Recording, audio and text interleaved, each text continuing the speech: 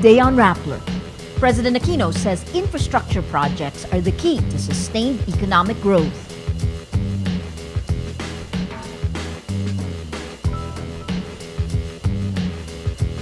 The government wavers on its original plan to make Clark the country's main gateway.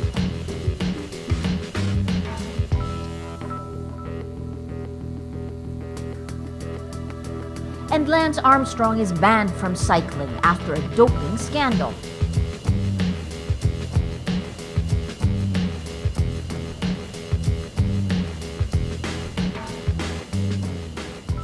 Hello, I'm Maria Ressa. Welcome to Rappler, your social news network. President Benigno Aquino takes a swipe at former President Gloria Arroyo during his two-day visit to New Zealand.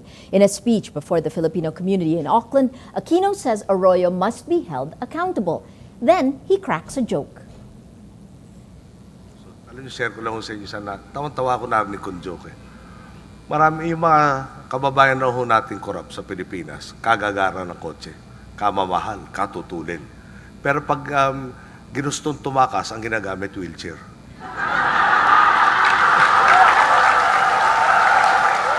Aquino is referring to Arroyo's failed attempt to leave the country in 2011 in the middle of the electoral sabotage case against her. Arroyo, then in a wheelchair, claimed she needed medical treatment abroad for her neck problem.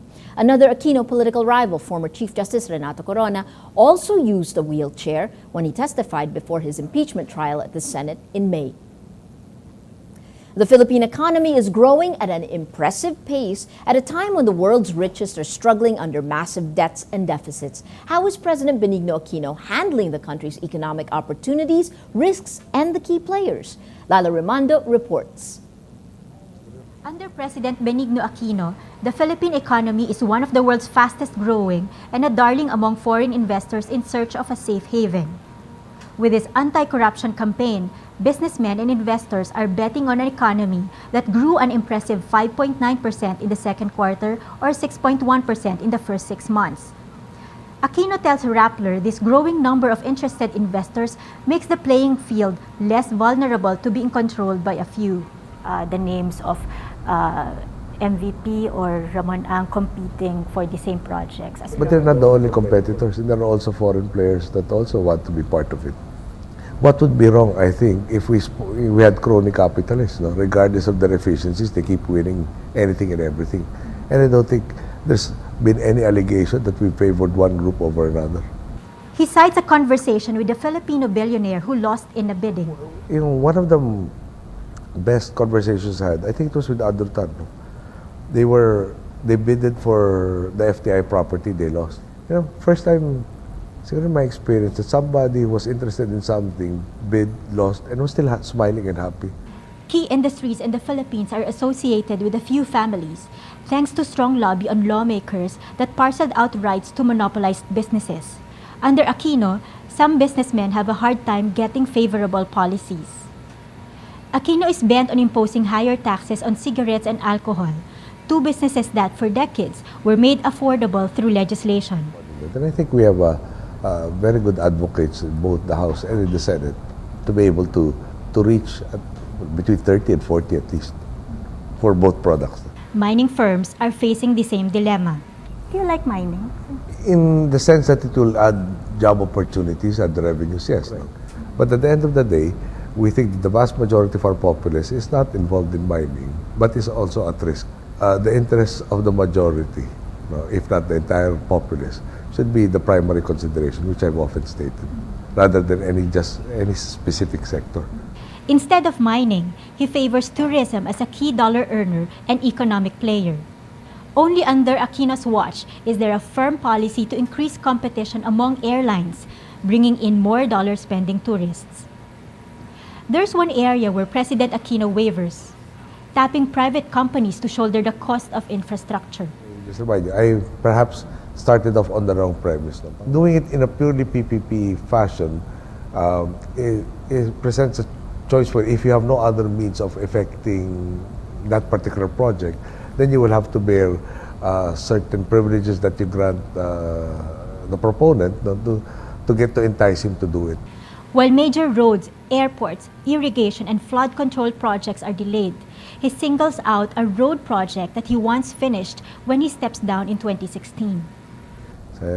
Yung NLEX SLEX connector no, is something that I want to inaugurate and to drive on while I'm still president.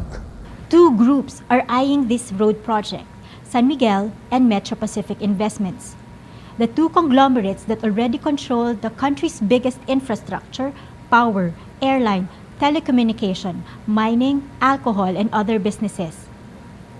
With 3 more years in Aquino's term as Philippine president, many will watch and hope that this playing field remains competitive for all. Lala Rimando, Rappler, Manila. The Transportation Department is having second thoughts about its plan to make the airport in Clark, Pampanga, the main gateway to the Philippines. DOTC Secretary Joseph Abaya says that despite the congestion in Manila's Ninoy Aquino International Airport, there's no decision to move to the Diosdado Macapagal International Airport in Clark. Abaya says the department is studying viable conditions for the move, such as a speed rail that would ease access between Manila and Clark. In late September, the International Air Transport Association objected to the plan because Clark is far from Metro Manila and difficult to access. Clark's about 80 kilometers from the capital, and the China-funded North Rail project has been delayed. We're looking at Clark. I'm just not confident if, well, clearly there's no decision yet based on what I've heard and how I've been briefed that we're really going to Clark. I'm still trying to form that if there is indeed a consensus to move there, because there are a lot of conditions that before that could be viable, that the study of a speed rail, the winding down of North Rail. So there's still a lot of prerequisites before you could clearly say we are definitely moving to Clark.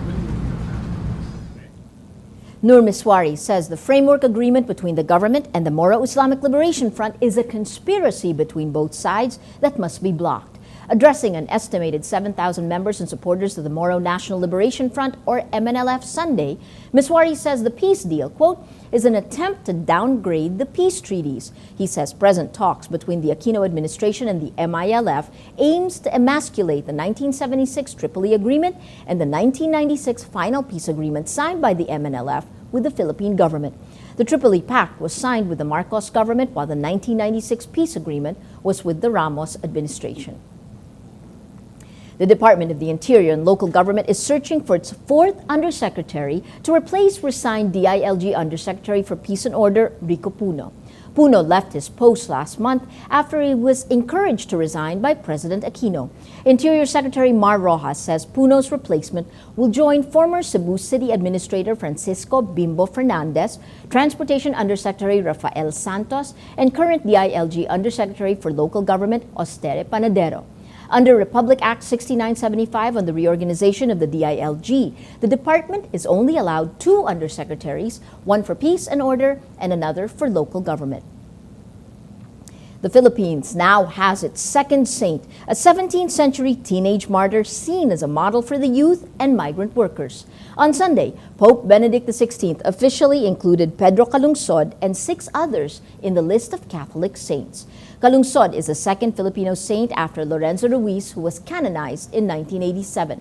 In his homily, the Pope notes the martyr's faith despite religious persecution. A missionary who worked with the Jesuits, Calungsod was killed by natives in the Mariana Islands in the 17th century. Catholic Bishops' Conference of the Philippines Media Director Monsignor Pedro Quitorio tells Rappler various youth groups adopt Calungsod as, quote, the icon of this generation. Bata si Pedro Calungsod. Si Lorenzo Ruiz was older, a family man, may children. Ito, talagang teenager. So, nakarelate sila kaagad. Somebody who was faithful to something. Somebody who would be willing to sacrifice for something. Yung mga values niya was the values that was being hinahanap ng mga bata sa panahon na ito, because probably they still don't see those values in older people like me or like us. No? Well, let's now look at Rappler's Wrap for today, a list of the 10 most important events around the world you shouldn't miss. At number 3, the Intelligence Department of Jordan foils what's described as, quote, a major terrorist plot aimed at diplomats and shopping centers. According to CNN, 11 militants were arrested by Jordanian authorities. The terrorists called their plan 9/11-2. The BBC says it was, quote, an al-Qaeda plot timed for the anniversary of the November 9 attacks on Amman in 2005. It says their objective is to, quote, create a highly destructive explosive that would cause the highest number of casualties and extensive physical damage. At number 6, taking another step forward in reforms, President Thein Sein of Myanmar holds his first ever local news conference Sunday. After giving so many interviews overseas, he says he felt he should hold one in his own country. The 67-year-old former general admits struggling to overcome his fear of the media. BBC reports he was careful not to reveal too much on controversial issues. For instance, he says it would depend on Aung San Suu Kyi whether she would play a role in the government. At number 8, Oxford University academics are on the brink of decoding the world's oldest undeciphered writing system. An image-making device is being used by researchers to decipher a writing system called Proto-Elamite, which was used between 3200 BC and 2900 BC in what's now the southwest of Iran. The reflectance transformation imaging system is a device shipped to the Louvre Museum in Paris, where the most important tablets are kept. It captures details on the surface of the clay tablets, which are put inside the machine. And at number 10, Apple's teaser, "We've got a little more to show you" for an event Tuesday, may well be about the launch of its next hot gadget, the iPad mini. Apple has not answered rumors and blogs that say the new tablet, a smaller version of its market-leading iPad, could be priced from $249 to $399. The pricing scheme is expected to pressure rivals like Amazon's Kindle Fire. Also part of the competition are the small format Google Nexus 7, the Samsung Galaxy Tab, and the Microsoft Surface tablet, which will be launched on October 26. Analyst Jack Gold said Apple needs to get into the small tablet market to maintain its leadership. For the full top 10, visit Rappler.com's The Wrap. The Cycling Union, or UCI, bans Lance Armstrong from cycling following doping allegations from the U.S. Anti-Doping Agency, or USADA. It also strips Armstrong of his 7 Tour de France titles and his bronze medal in the 2000 Olympics. The union's president, Pat McQuaid, says Lance Armstrong no longer has a place in cycling. McQuaid remains positive, saying, quote, "Cycling has a future. We must assure that this does not happen again." Every story on Rappler has its own mood meter, which gives you 8 emotions to choose from. Click on how you feel and your vote will be pulled together in Rappler's, the middle of the front page, in Rappler's Mood Navigator. It will crowdsource the mood of the day and at the same time place the 10 stories that have gotten the most number of votes in the last 24-hour periods. In this one, for example, today we can see Kalungsod declared the second Philippine saint, happened early yesterday afternoon.